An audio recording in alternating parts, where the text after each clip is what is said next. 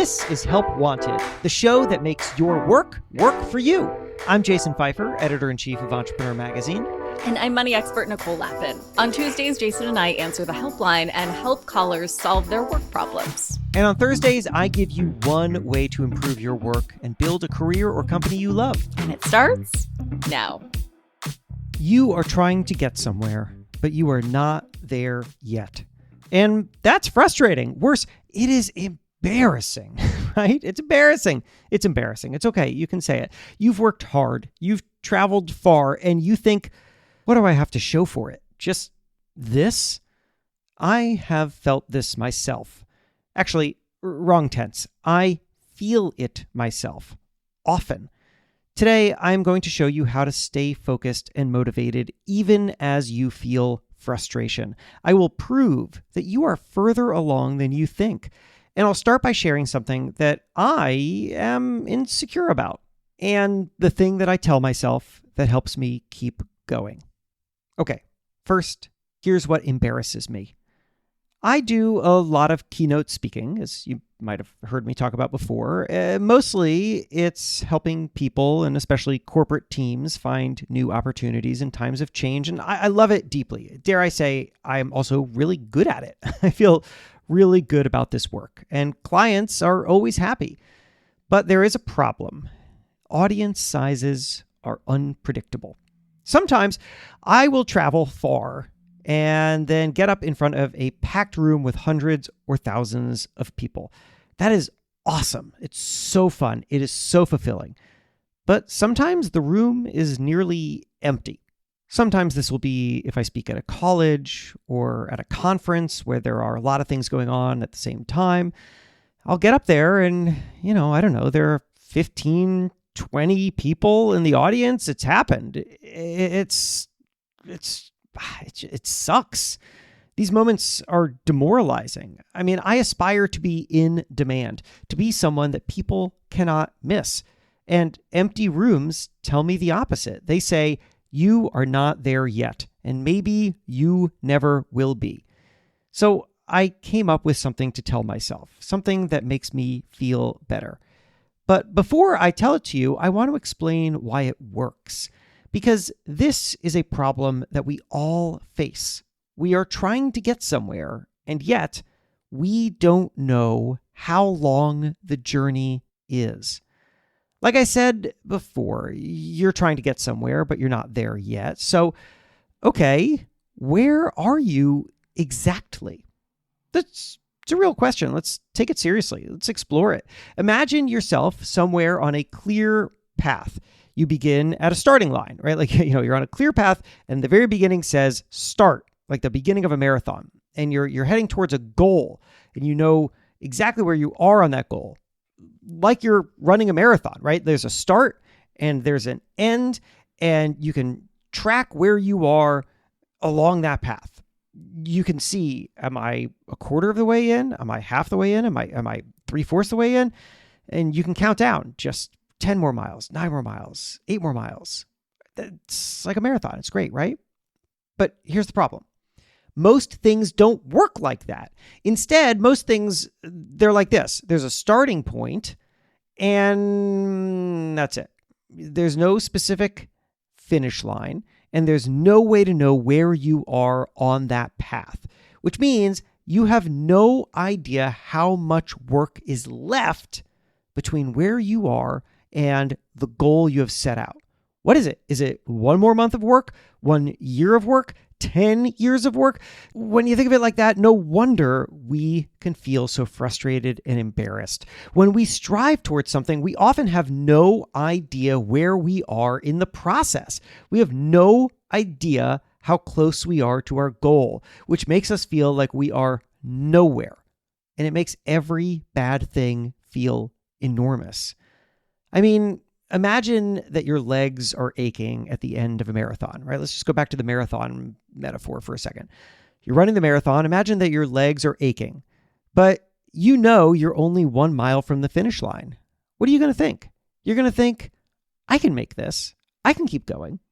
But now imagine that your legs are aching as you run towards an unseeable goal. You have no idea how far you are from the finish line. Instead of thinking, I can make it, you think, can I make it? That is the deeper problem we need to address. And it is exactly the problem that I have in those empty rooms. It's not just that being up in front of a small group of people can be embarrassing, and it's not just that it's demoralizing. The thing is, it's disorienting. To move forward, we must know where we are. So here's how to know. Look, let's be honest. You cannot see the future. You do not know where exactly your goal is. You do not know how long it'll take to get there. Hell, you might not even know what your goal actually even is. So forget about the goal. Let's start trying to locate ourselves instead. It is a 2-step process. Ready? Step 1, you're going to recognize your progress. And to explain what that means, let me take it back to the speaking thing again. Like I told you at the very beginning of this episode, whenever I'm about to speak in a near empty room, I tell myself something that really helps me put the experience in perspective. Now it's time to tell you what that thing is. Here's what I tell myself.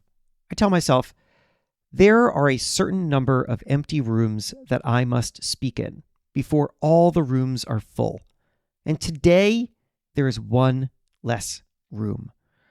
I mean, what is that number? What is that number of empty rooms that I must speak in before all the rooms are full? How many empty rooms must I speak in? Is it 50? Is it 300? I don't know, and I cannot know. It's impossible. But here's what I do know.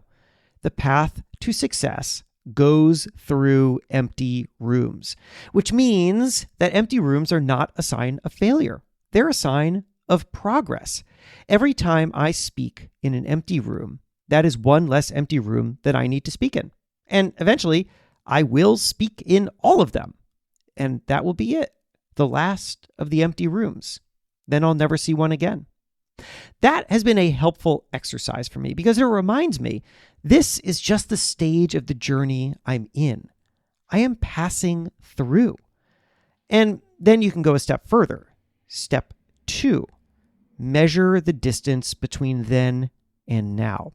I said step 1 was recognize your progress, right? Just know how far you have come, what you are working towards. Step 2, measure that distance between then and now. Here's what that means.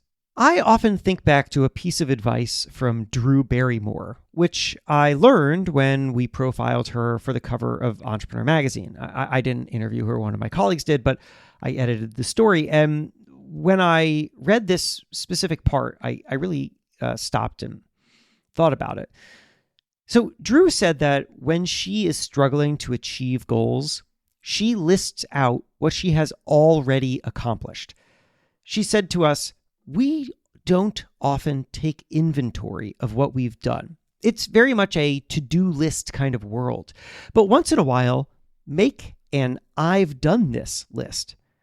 That's what Drew said. And I've done this list. In other words, when you only focus on the goal ahead, you only focus on what you don't have. But when you look back at what you've achieved, you can see the path of progress that you're on.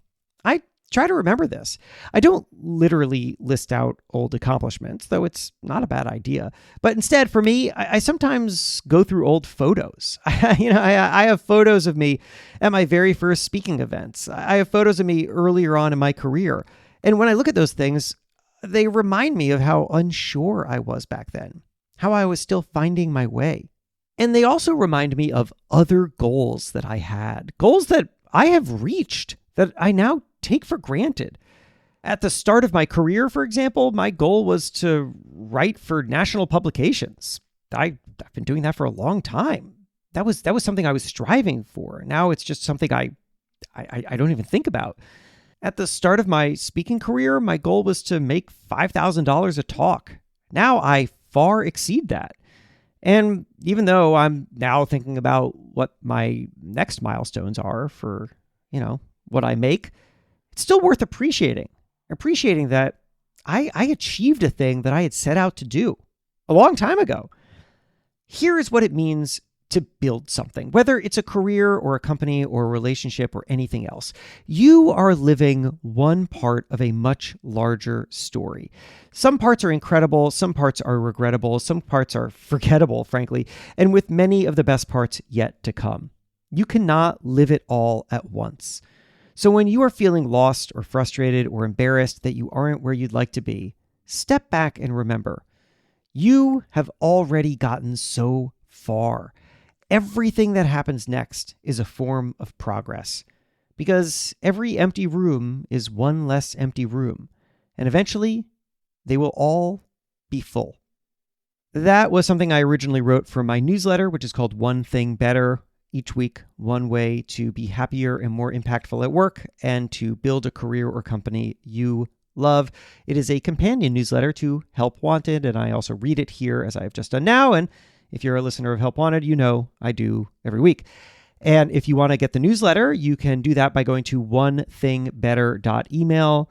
That's onethingbetter.email. That's a web address. Just plug it on in anywhere that you get web pages, I guess. Anyway, onethingbetter.email. And now, keep on working towards that goal. Because, like I said, you are further along than you think. Help Wanted is a production of Money News Network. Help Wanted is hosted by me, Jason Pfeiffer. And me, Nicole Lappin.